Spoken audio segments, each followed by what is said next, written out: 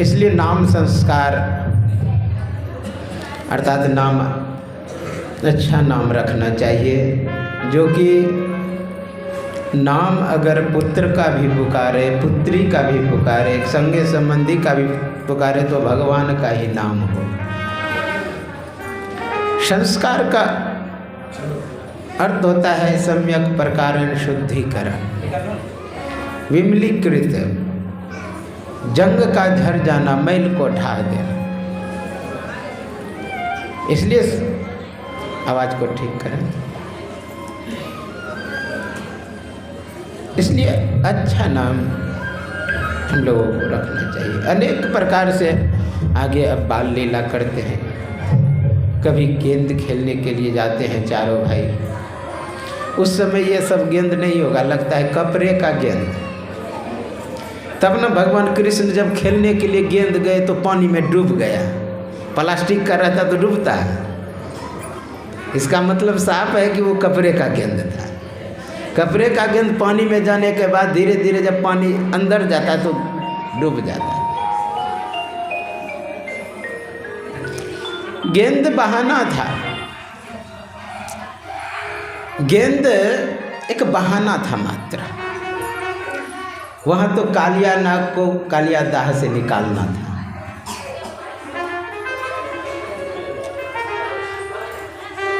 कालिया दाह से आप जानते हैं, भगवान कृष्ण जब खेल रहे थे गेंद, और वह गेंद था किसका? श्रीदामा का। और श्रीदामा सबसे अधिक गरीब गिनती में आता है। सुदामा नहीं, श्रीदामा एक मित्र था। तो वो और कहाँ से अच्छा गेंद लाया होगा? तो कपड़ा का ही गेंद। कहा मुझे गेंद चाहिए। जब फेंक दिया, मित्रों ने कहा अगर दूसरी गेंद दे देंगे, कन्हैया को कमी है गेंद का। कहा नहीं, मुझे वही गेंद चाहिए। अब हट के आगे भगवान कृष्ण कहते ठीक है निकालता हूँ। तो एक वृक्ष था, वृक्ष पर चढ़ के गया और कालिया दाह में धौंस दे दिया। अंदर गया तो वहाँ कालिया नाग सोया हुआ था। 2-4 पैर मारा, जग गया। जब जग गया, फुफकार मारा। एक फन से मारते हैं तो उस फन को भगवान पकड़ लेते हैं, फिर दूसरा मुख मारते हैं, तीसरा मुख, के प्रकार सभी तरफ से हमला करते हैं। लेकिन भगवान तो भगवान है। जब पकड़ते हैं सर को तो पूंछ से लपेट लेते हैं भगवान को। जब लपेट लेते हैं तो भगवान क्या करते हैं? शरीर को फुलाते हैं, तो उसका शरीर अपने टूटने लगता है। फिर अपने शरीर को छुड़ा लेते हैं।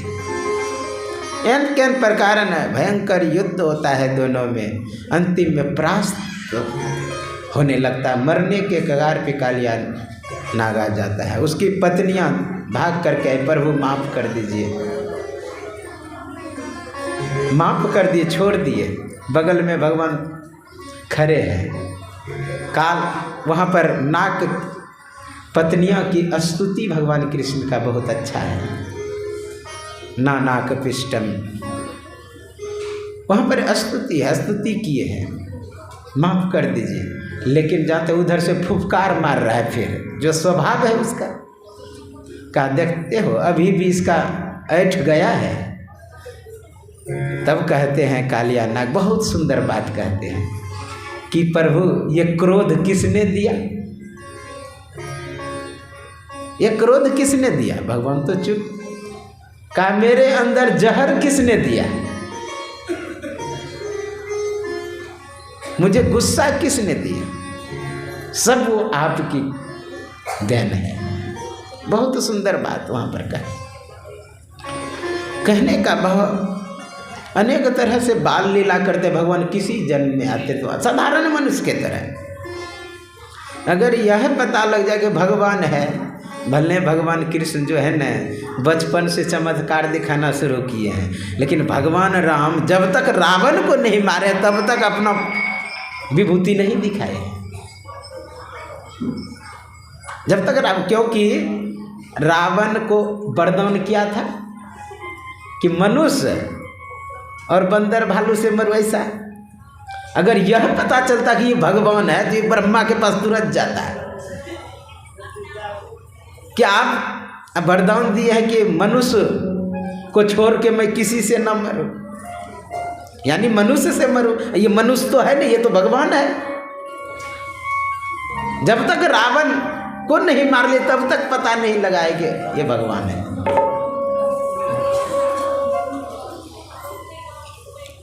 जब तक मार ले दिए।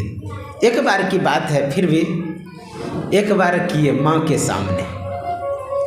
मैया एक दिन स्नान श्रृंगार करके हिडोले पर यानी झुलवा पर उसको सुला दिए।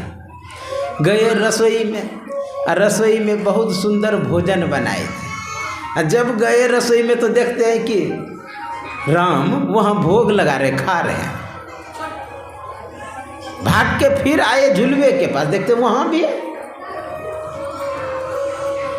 अब तो वो आंख मूंद करके बैठ गई, ये क्या हो रहा है?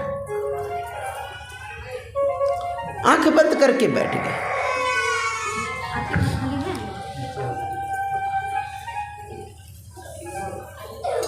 आंख बंद करके जब बैठ गई तो फिर भगवान जानते हैं विराट रूप में दिखाई दिए। समझ गई मैया कि ये तो मैं भगवान को अपने पुत्र मान रहा हूं। जब वह रूप देखे अचंभित हो गए और प्रार्थना करने लगे।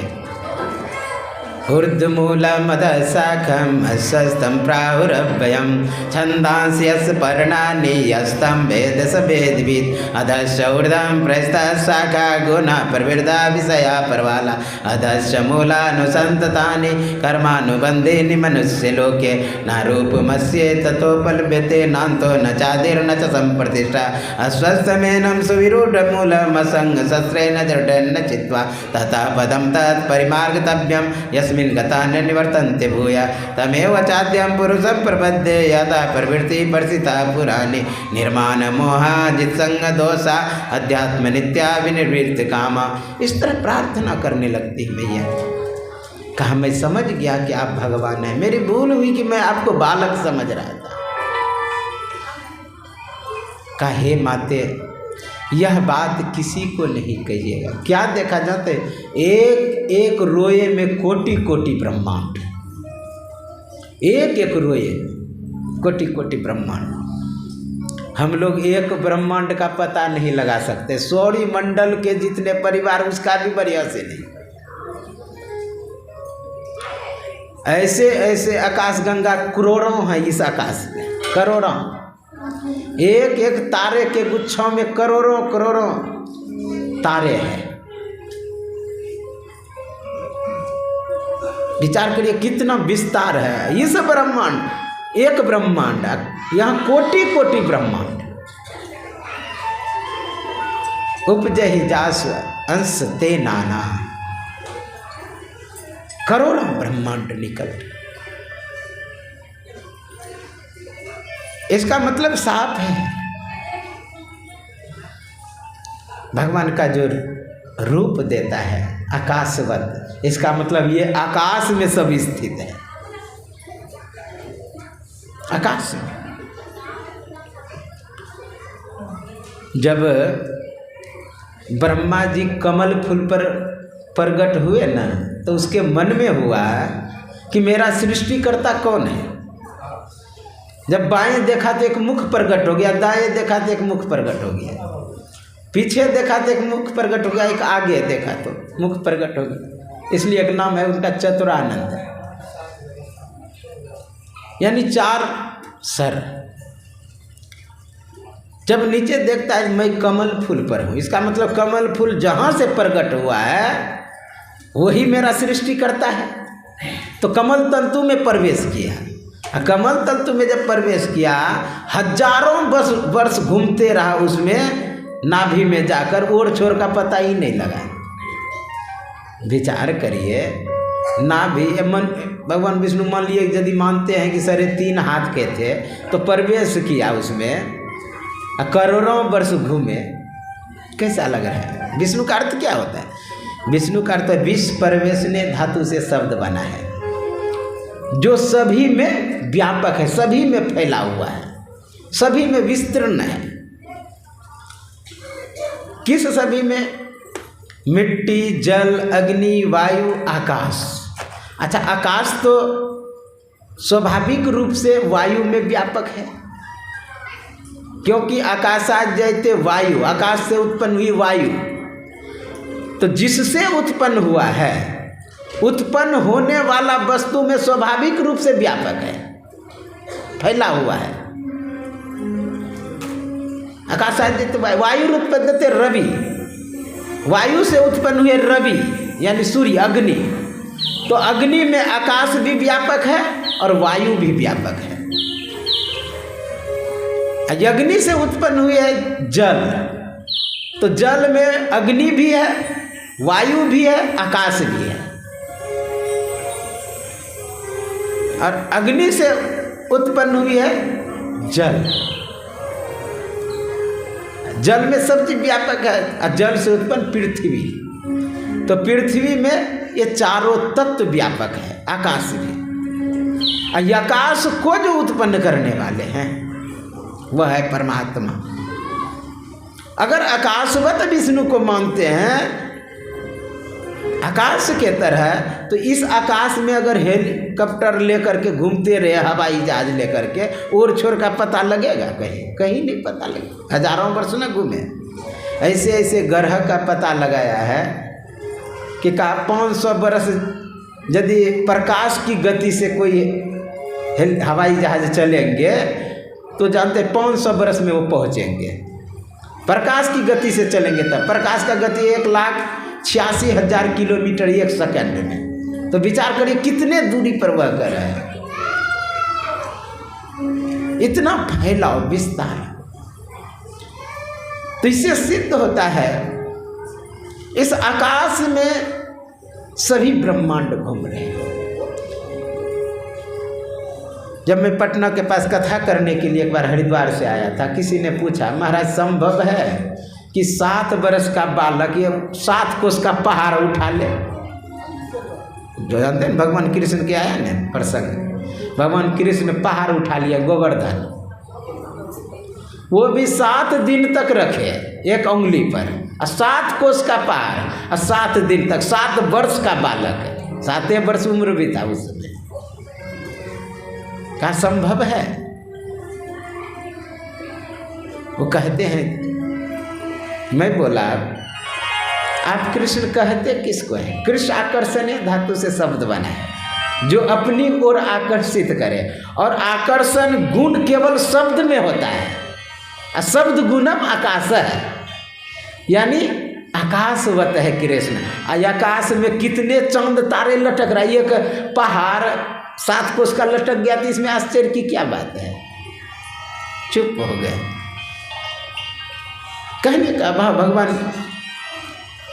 राम के शरीर से कोटि कोटि ब्रह्मांड निकल रहे हैं। इस दृश्य को जो देखी माँ तो घबरा गई, और माँ से कही, माँ यह बात तुम किसी से मत कहना। पुनः शिशु लीला करने लगे। धीरे धीरे हमको आज विवाह का प्रसंग भी कहना है। धीरे धीरे भगवान राम युवावस्था, किशोरावस्था में आने लगे।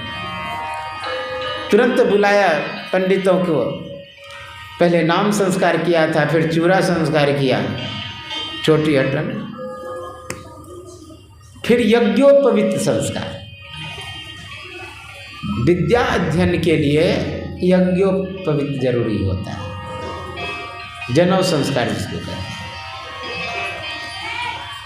तो जब यज्ञोपवीत संस्कार हुआ तब गुरुकुल में भेजे विद्या अध्ययन के लिए, और गुरु को पूरी तरह समर्पित होकर के सेवा करने लगे। देखिए, भगवान को कोई आवश्यकता नहीं विद्या सीखने का, कोई ज़रूरत नहीं। एक बार भगवान का नाम लिख, बोलिए सद्गुरु भगवान की जय, सिया रामचंद्र भगवान की जय, श्री हनुमान जी महाराज की जय। तो मैं कह रहा था कि भगवान का यज्ञोपवीत संस्कार हुआ और गुरु के आश्रम में गए, यानी गुरुकुल में। गुरुकुल में गए विद्या अध्ययन करने लगे, गुरु की सेवा करने लगे। ज़रूरत नहीं है भगवान को, फिर भी एक जो सिस्टम है, तंत्र है, व्यवस्था है कि गुरु के यहाँ जाना चाहिए, गुरु की सेवा करना चाहिए, क्योंकि बड़े का अनुकरण करते हैं छोटे। भगवान कृष्ण अपने मुखारविंद से कहते हैं, यद्यादाचरति श्रेष्ठस तत्व देवोत्तरो जना स यथ परमानम कुरते लोकस तदनुवर्तते।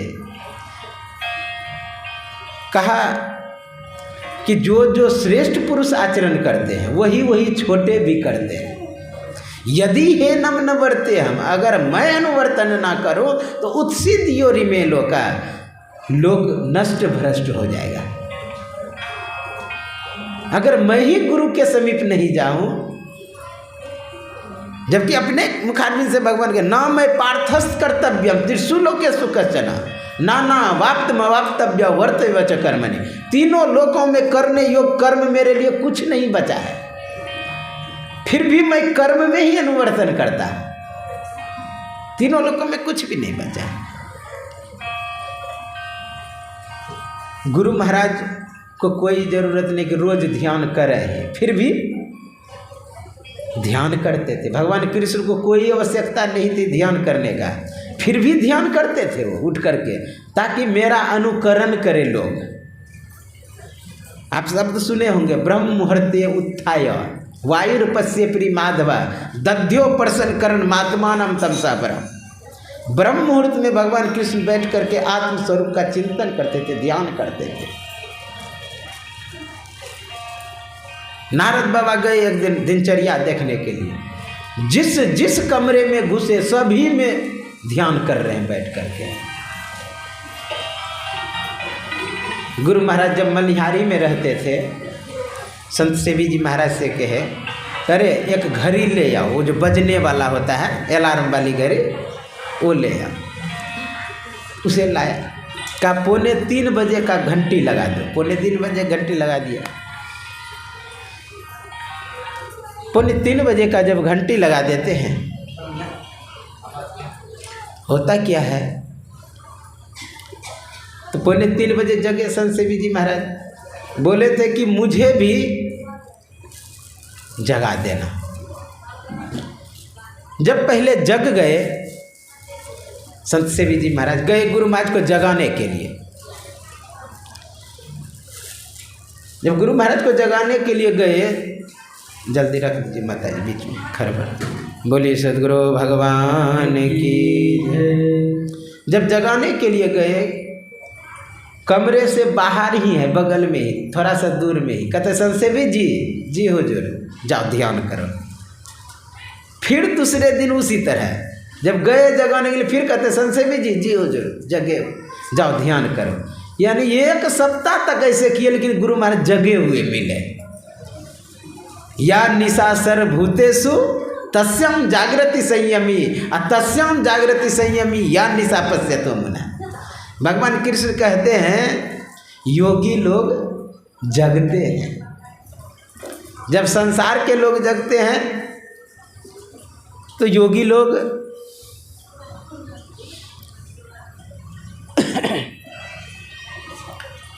संसार के लोग जब सोते हैं तो योगी लोग जगते हैं। योगी लोग जगते हैं, तो गुरु महाराज जगे हुए रहते थे। आप लोग सुने हैं, सुनते रहते हैं कि सकल दृश्य निज उदर मेली सोवै निद्रा तजी जोगी सोई हरिपद अनुभवै परम सुख अतिशय द्वैत वियोगी। का अतिशय द्वैत वियोगी, द्वैत से वियोग होकर के यही जग जामनि जागे जोगी परमारथि परपंच वियोगी। परमारथि परपंच वियोगी, इस तरह योगी जगे रहते हैं। तो यहाँ पर जगने की बात आई, मैं उतना न विस्तार करते हुए आगे की ओर कथा को लेकर चलते हैं। भगवान रूप को दिखाए हैं, और दिखा करके गुरुकुल पहुँचे। गुरुकुल में गुरु का सेवा करते हुए, गुरुकुल में सेवा करते हुए बहुत ही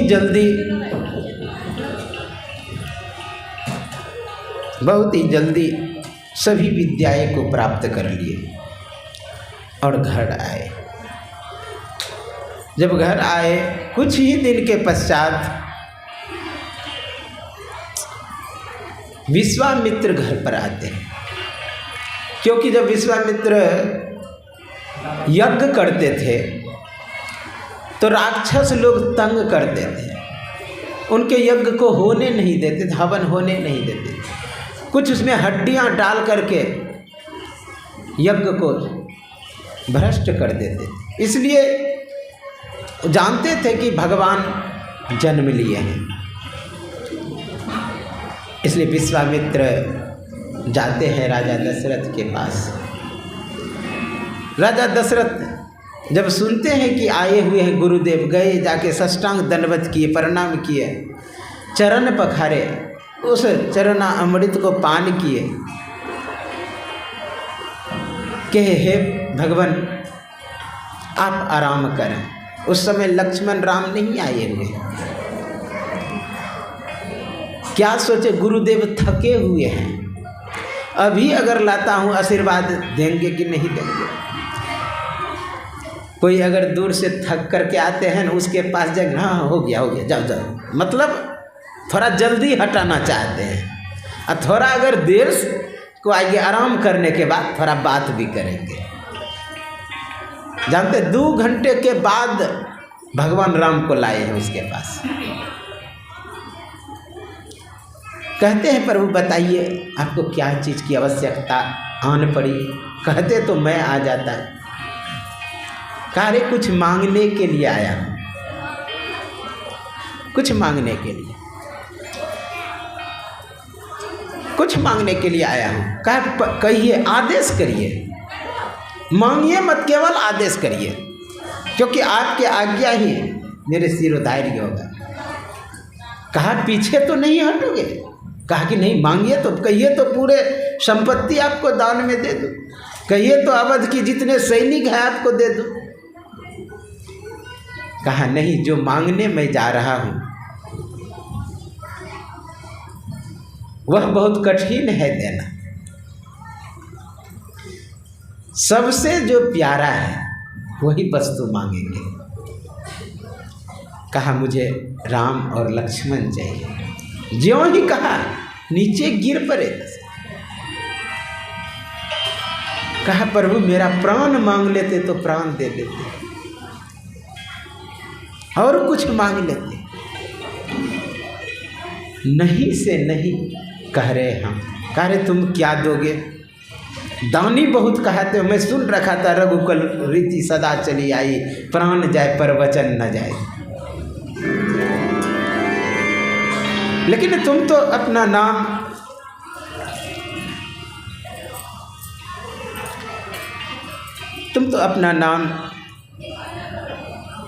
मिटा रहे हो, पूर्वज का कुल का नाम मिटा रहे हो।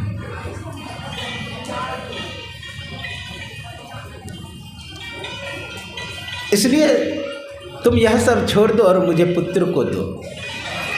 नहीं से नहीं कह रहे। लौट करके गुस्सा से जाने लगे विश्वामित्र। जाने लगे तो रास्ते में मिल गया वशिष्ठ। देखा कि क्रोधित होकर के जा रहे। कहा राम राम महाराज। कहा राम राम। कहा कहाँ आए थे? बहुत गुस्से में जा रहे हैं। अरे आया था कि दशरथ के पास कुछ मांगने के लिए, लेकिन दे ही नहीं रहा, क्यों बड़ी बड़ी बात करते हैं। कहा आपको पता नहीं है कि भगवान को पाने से पहले गुरु से मिलना पड़ता है। अगर भगवान को पाना है, भगवान को अपनाना है, तो पहले गुरु से मिलना पड़ेगा, क्योंकि परमात्म गुरु निकट विराजे। गुरु के संग समझा बुझा करके पुनः ले गए। दशरथ को समझाए और पुत्र को फिर हाथ में सौंप दिए, कह दिया कि यही तुम्हारे लिए माता पिता है, तमेव माता च पिता तमेव बंधुश्च सखा, यानी गुरु ही तुम्हारे माता पिता है, तुम इसी के साथ में जाओ। राम लक्ष्मण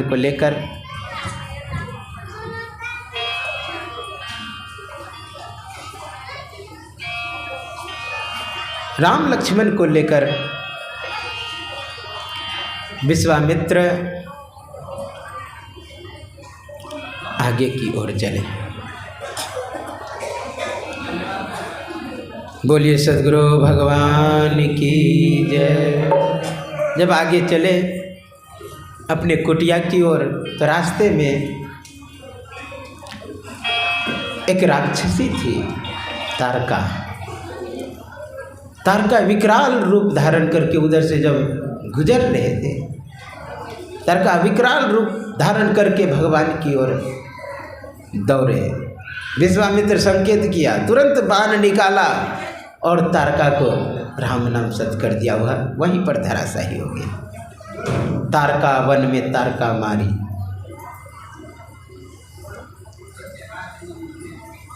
समझ गए उसी समय कि ये भगवान है, कोई साधारण नहीं। ये बक्सर है ना, यहीं पे यज्ञ कर रहे थे। बक्सर में यज्ञ का आयोजन रखा। कहा महाराज आप निर्भय होकर के यज्ञ करें। राम और लक्ष्मण दोनों बांध लिए खड़े रहे। यज्ञ हो रहा है, हवन हो रहा है।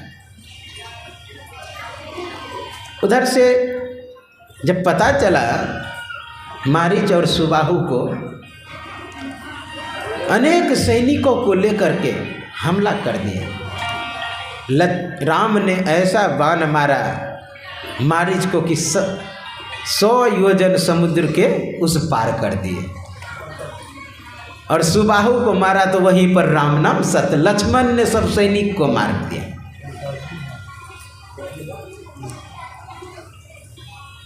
एन कैन प्रकार सभी को मारते हुए चैन से कुछ दिन रहे। उसके बाद वहीं पर निमंत्रण पत्र आया जनकपुर से। जनकपुर से निमंत्रण पत्र कि धनुष यज्ञ में भाग लेना है, स्वयंवर में भाग लेना है। तो जानते हैं शिष्य अगर गुरु के साथ रहे तो शिष्य को तर्क वितर्क नहीं करना चाहिए। जहाँ ले चलोगे वहाँ हम चलेंगे, ऐसा होना चाहिए। गुरु पर पूरी तरह समर्पित। जिसे आप गुरु मान रहे हैं उस पर समर्पित जब तक नहीं होंगे तब तक हम लोगों का काम बनने वाला नहीं है। अर्जुन जब तक तर्क वितर्क करते रहा तब तक गीता का ज्ञान नहीं दिया। आप जानते हैं जब अर्जुन युद्ध भूमि में पहुँचे तो भगवान कृष्ण से कहते मेरे रथ को दोनों सेनाओं के बीच में लेकर के चलिए। सैन्यों रुभयोर मध्य रथम स्थाप्य मेच्युता, दोनों सेनाओं के बीच में लेके चलिए ताकि मैं देख सकूं किससे मुझे युद्ध करना है, किससे मुझे युद्ध करना है। तो आज्ञा पालन के लिए भगवान कृष्ण रथ को दोनों सेनाओं के बीच में ले गए। कहा देखो किससे तुम्हें युद्ध करना है। जब कहा किससे युद्ध करना है देखो, जब देखा तो हाथों से धनुष गिर गया। शरण सते हस्ता, हस्त से धनुष गिर गया। रोम हर्षश्च जाते, सभी रोए कांप गए। कहा हे केशव मैं युद्ध नहीं करूंगा। भगवान कृष्ण कहते हैं कुतस्त्वा कस्मलमिदं विस्मय समुपस्थितम अनार्यजुष्टमसर्ग्य कीर्ति कर्म अर्जुन। हे अर्जुन असमय में तुम्हें मोह कहाँ से हो गया कि ये मेरा है। कहे के सब कैसे युद्ध करूंगा, सब तो मेरा ही है। पुत्रांश पौत्रांश सखिस तथा, मेरा ही पुत्र पौत्र है। श्याला संबंधिस तथा, मेरा ही श्याला संबंधी है, किससे युद्ध करूं। पीछे इसलिए रथ पर बैठ गए, ललकारा कि तुम उठो और युद्ध करो। कहते गुरु नहत्वा हे महान भाव, भुंजीय भुवन रुधिर प्रदिग्धान। काहे के सब मैं गुरु लोगों को कैसे मारूं, ये तो गुरु खड़े हैं आगे, भीष्म पितामह, द्रोणाचार्य, सब उसी के पक्ष से है, कैसे इससे युद्ध करूं। भगवान कृष्ण बहुत समझाए, अंतिम में वो समर्पित हो गए। अंतिम में यानी हरदी गुर्दी बोल गए। हरदी गुर्दी समझते हैं, जिधर खेल होता है कि नहीं, इधर पानी जिधर होता है वहाँ 10 बच्चे एकत्र हो जाते हैं, पानी में खेल होता है। वो एक चोर बनते हैं, और चोर जो बनते हैं उसका काम होता है 10 में से किसी एक को पकड़ना और पानी में जोर से दबाना, गला पकड़ के अंदर दबाना पानी में। अब उसको बुलवाना है हरदी गुर्दी बोलो। अब वो तब तक नहीं बोलता है हरदी गुर्दी जब तक अंदर में शक्ति रहता है, छुड़ाने का प्रयास करता है, भागने का प्रयास करता है, वहाँ से हटने का प्रयास करता है, तब तक नहीं बोलता है जब तक शक्ति है। और जब सोचता है कि अब तो मर ही जाऊंगा, तब कहता है हरदी गुर्दी, हाथ उठा देता है। तो यहाँ अर्जुन अंतिम में बोला हरदी गुर्दी, कार्पण्य दोषो पहतस भावा, पृच्छामि त्वां धर्म सम्मूढ़ चेता, यच्छ्रेयस्यान्निश्चितं ब्रूहि तन्मे, शिष्यस्ते मन साधिमां त्वां प्रपन्नम्। कर्णों से व्याप्त होकर के अर्जुन ने कहा, कार्पण्य दोष पहतस पृच्छामि, तो मैं आपसे पूछता हूँ, मेरे लिए युद्ध करना ठीक है या नहीं है। धर्म से मूढ़ हूँ, मुझे कुछ नहीं आता है, आप जैसा कहेंगे वैसा ही करेंगे। मेरे लिए युद्ध करना ठीक है या नहीं है। मैं जीतूंगा कि ये लोग जीतेंगे, मैं मारूंगा कि ये लोग मारेंगे। वैसे भी मैं खून से सने हुए इस पृथ्वी का उपभोग करना नहीं चाहता हूं। आप जैसा कहेंगे वैसा करें। शिष्यस्ते हम, मैं आपका शिष्यत्व स्वीकार करता हूं, मैं आपका शिष्यत्व स्वीकार करता हूं। यह शिष्यत्व यहाँ पूरी तरह समर्पित है। और शिष्यस्ते हम साधि माम त्वं परपन्नम, यह नहीं कि केवल शिष्य हूँ, समर्पित शिष्य हूँ।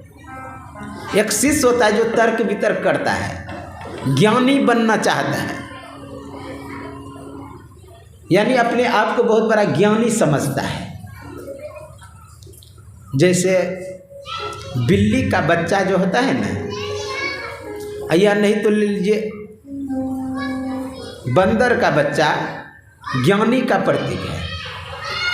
बंदर के बच्चे को अपने से पकड़ना पड़ता है माँ को, लेकिन वही बिल्ली का बच्चा जो है वो समर्पित होता है। माँ जहाँ ले जाएगी सुरक्षित जगह पर ले जाएगी, माँ पर समर्पित होती है। मैं तो यहाँ तक सुना हूँ, अगर गिर जाए बंदर के बच्चे तो त्याग देते हैं माँ। मैं ऐसा भी देखा हूँ, बच्चे के प्रति इतना आसक्ति होता है। मैं गया था एक बार ओमकारेश्वर घूमने के लिए। ओमकारेश्वर है नर्मदा नदी के किनारे, जहाँ पर शंकराचार्य को गुरु मिला था, आदि गुरु शंकराचार्य को।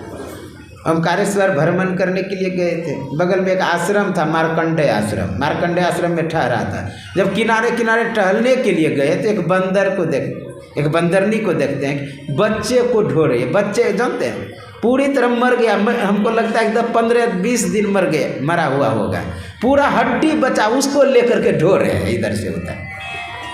कितना आसक्ति बच्चे पर। तो कहने का भाव पूरी तरह समर्पित, समर्पण। भगवान राम पूरी तरह समर्पित है विश्वामित्र पर, जहाँ ले जाएंगे। एक बार भी नहीं कहा कि गुरुदेव आपको निमंत्रण दिया है, आप जाइए, मैं क्यों जाऊं? एक भी बार नहीं। अच्छा एक बात, आपके यहाँ जब सत्संग होता है, कोई बड़े महात्माओं को आमंत्रित करते हैं तो चेला को भी निमंत्रण देते हैं? नहीं देते हैं, वो तो अपने आ जाता है साथ में। उसी तरह निमंत्रण किसको दिया? विश्वामित्र को। जा रहे राम लक्ष्मण तो चेला है, चेला साथ में जा रहे हैं। जाते हुए गंगा नदी के समीप पहुंचा, स्नान किया, तर्पण किया, ध्यान किया और वहीं पर गंगा अवतरण की कथा सुनाते हैं विश्वामित्र दोनों भाइयों को। हालांकि भगवान के चरण से ही गंगा निकली है, भगवान के चरण से, लेकिन फिर भी उन्हीं को कथा सुना रहे हैं कि एक समय की बात है, राजा सगर यज्ञ कर रहे हैं। यज्ञ का घोड़ा इंद्र चुरा करके, संक्षिप्त से केवल सुना देते हैं, यज्ञ का घोड़ा इंद्र चुरा लिए और उसे ले जाके कपिल मुनि के आश्रम पर बांध दिए। कपिल मुनि का आश्रम कहते हैं पाताल लोक। बांध दिए तो यज्ञ का घोड़ा जब चोरी हो गया तो अब खोजने के लिए प्रयत्न करने लगे, पूरा पुरुषार्थ करने लगे। कहते हैं कि सगर राजा को 60,000 पुत्र था, 60,000 इधर उधर खोजने लगे। खोदते खोदते गए कहाँ? वही गंगा सागर सुनते हैं, सगर रापत्यमिति सागर। सगर के पुत्रों ने खोजते खोजते जब कपिल मुनि के आश्रम पे गया तो देखता है कि घोड़ा बंधा हुआ है, इसका मतलब यही है चोर। वहीं पर कपिल मुनि ध्यान मग्न बैठे हुए थे। बुरा भला कहना शुरू किया, पैरों से ठोकर भी मारा। चोर यहाँ केवल आंख बंद करके बैठे हो, ढोंग कर रहे हो, आदि आदि बातों को कहा। जब ठोकर लगाया, आंख खुली, ज्यों ही आंख खुले 60,000 जल के राख, 60,000 जल गए। जब 60,000 जल जाते हैं तो सगर राजा खोजने, देखिए आंखों में बहुत शक्ति है, पता नहीं लगता है। देखिए किसी को कोई क्रोध से गुस्साता है ना, उसका शरीर कांप जाता है, क्योंकि आंखों में ऊर्जा है, 80% ऊर्जा बाहर निकल। इतनी शक्ति है, हिप्नोटाइज का पुस्तक ये वो पढ़ लेंगे, पता लग जाएगा, जिसको सम्मोहन हिप्नोटाइज कर। उसमें तो ऐसा है कि आप रड को देखेंगे ना, इस तरह पहले क्रिया करना पड़ेगा, करेंगे नहीं, केवल हम जानकारी के लिए बता देते हैं। सूर्य का ध्यान, ये जो उगता हुआ सूर्य है, 1 सेकंड, 2 सेकंड, 3 सेकंड इस तरह बढ़ाते हुए आप यह क्रिया, उससे भी पहले कोई काला बिंदु का ध्यान करेंगे। इस तरह करते करते जिस दिन आपको दोपहर का सूरज 7 मिनट देख लिए, 7 मिनट, उस दिन किसी को क्रोध से अगर देख लेंगे तो मर के जल के गिर जाएगा, इतना शक्ति आंखों में हो जाएगा। दीपक देखेंगे ना, जो जला हुआ नहीं, उसको देखेंगे तो वो जल जाएगा। रड देखेंगे तो टेढ़ा हो जाएगा, इतनी शक्ति है। महाभारत में कथा आती है, एक ऋषि तप कर रहे थे, एक पक्षी उस पर बीट कर दिए, क्रोध से देखे न जल के गिर गया। कहने का भाव इसमें बहुत शक्ति है, सामर्थ्य। गंगा अवतरण की कथा सुना रहे हैं। जब सगर खोजते खोजते पहुँचे गंगा सागर, पता लगा कि मेरा पुत्र मर गया है। कहा कि ये जीवित हो सकता है, इसका कल्याण हो सकता है। कहा कैसे? अगर पृथ्वी पर गंगा आ जाए तो आप जानते हैं तप किया उन्होंने, गंगा धरती पर नहीं आई, कई पीढ़ी बीत गया, दिलीप आदि सभी, अंतिम में एक भगीरथ हुआ। भगीरथ ने घोर तप किया तो गंगा प्रसन्न हुई, कहीं मैं पृथ्वी पर आऊंगी लेकिन मेरी भार को, तेज को कोई सहन नहीं कर पाएगी, मैं चिढ़ती हुई पाताल लोक चली जाऊंगी, मेरे वेग को कोई सहने वाला हो। तो फिर भगीरथ भगवान शिव का प्रार्थना किए, शिव की तपस्या की, भगवान शिव प्रसन्न हुए, कहा कहो गंगा को उतरने के लिए। ब्रह्मलोक से, ब्रह्मा के कमंडल से चलते हुए, हर हर गर गर करते हुए हिमालय पर भगवान शंकर कैलाश में थे। जब जोर से आवाज करती हुई ऊपर से नीचे आ रही थी, जटा को इतना जोर से फैलाया, समेट करके सीधा अंदर समाहित कर लिया गंगा को। फिर एक जटा निकाल करके गंगा को बाहर निकाली, वो भी भगीरथ के प्रार्थना पर। तो गंगा अलकनंदा बनती हुई बाद में भगीरथी। जब आगे की ओर गंगा चली हर हर गर गर करते हुए ऋषिकेश आए। ऋषिकेश में ऋषि मुनि ध्यान करते थे, ध्यान ना भंग हो जाए इसलिए शांत हो गई है लक्ष्मण झूला के पास। वहाँ से चलते हुए हरिद्वार पहुँचते। हरिद्वार में 7 ऋषि तप कर रहे थे, सप्त ऋषि भजन कर रहे थे। सोचा कि एक जटाधारी गुस्साए थे तो हमें तो जटे के अंदर डाल लिया था, ये 7 जटाधारी है, ये अगर गुस्सा गए तो मेरा तो निहाल हो गया। उसके डर से 7 धारा में वहाँ गंगा विभक्त हो गई, आनंदवन सप्त सरोवर। वहाँ से गंगा फिर चली, चलते चलते इलाहाबाद होते हुए बिहार प्रवेश की। बिहार में मुंगेर में एक ऋषि था जिसका नाम था जहन्वी। जहन्वी बैठे हुए थे तप में, तो सोचा कि एक जटा वाले क्या करेंगे, बहती हुई जा रही हर हर, आगे आगे भगीरथ शंख बजाते हुए जा रहे। होता क्या, उसका कमंडल भसने लगता है। ज्यों ही कमंडल भसने लगते हैं, कमंडल भसते हुए जब आगे जाने लगे देखते हैं कि पानी आ गया। कहा वो गंगा का काम है। क्या किए, चुल्लू ऐसे किए, सीधा से पूरे गंगा को पी गए। जब पी गए अंदर में देखते हैं भगीरथ की गंगा आ ही नहीं रही, किधर चली। कहा ये जटाधारी का काम है। भगवान शिव एक बार अंदर कर लिए थे, ये जटाधारी यहाँ बैठा, इसी का काम है। जाके प्रार्थना किए कि हम अपने पूर्वजों का उद्धार करेंगे, गंगा को प्रवाहित किया जाए। तब वहाँ से जांघ चीर दिए कहते हैं, वहीं से गंगा को निकाले। इसलिए एक नाम, आप सुल्तानगंज से आगे बढ़ेंगे तो गंगा का नाम गंगा नहीं, जाह्नवी गंगा कही जाती है। जाह्नवी रापत्यमिति जाह्नवी, जाह्नवी से जो उत्पन्न हुआ उसे जाह्नवी कहते। फिर वहाँ से चलते हुए गंगा सागर पहुँचे और पुत्रों का उद्धार हुआ। इस कथा को विश्वामित्र भगवान राम से कहे।